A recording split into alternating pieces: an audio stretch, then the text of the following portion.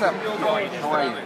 Tell us about some cool stuff going on in your lab. Absolutely. I have two lines that I'm doing now, and the one that most people know me for is I refer to it as rock and roll, and then the new line is classical music.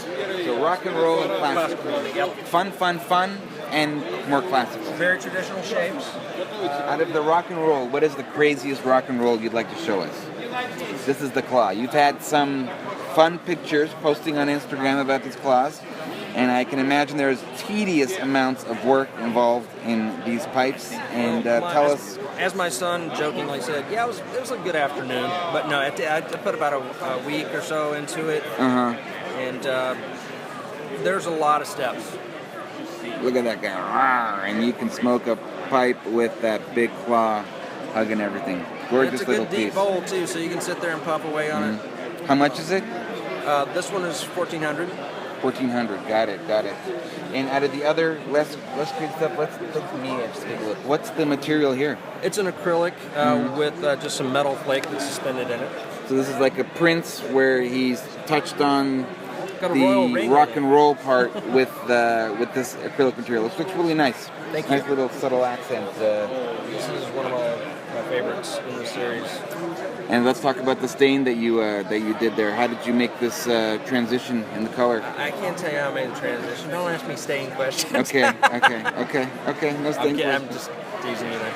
It looks beautiful. It looks nice. It looks really nice. I have some background. We talked before, in the music instrument industry, so I understand how fades are properly done, like a Gibson guitar, things like that. Okay. Another little blowfish. Okay, let's look at some classical stuff. Sure. Out of all these classical guys, what's my favorite? Which one's your favorite? Sure. I love a bent billiard. Just a slight bend. So this one, although this one is in the classic non-rock and roll category, we still see a stain that has, I can probably count 4 different stains in there. So I'm just saying that your rock and roll to classic, I don't know where your border is, but it's pretty fuzzy. Well, it's still got to be me. It's more subdued colors. You're not going to find crazy purples and stuff that I do in some of the others. This is probably my second favorite over here. Really nice work from Brandon. Any questions that they're asking? I can't read all Someone's asking what your favorite brand of pipe is. My favorite brand of pipe? Mine or his? Both. Let's see. Yeah.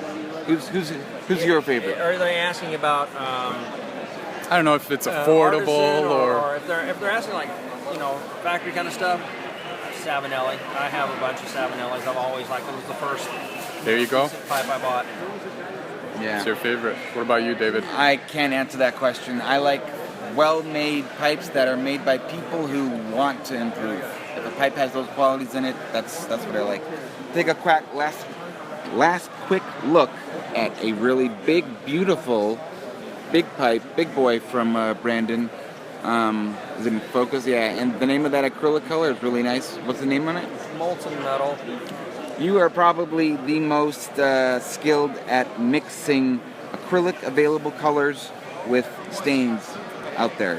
So I think we can give you that title pretty easily. The clothing background, lets me understand how stuff coordinates itself. And can I do a little promo thing real quick? Yeah. Any of the B squared stuff is 10% off today.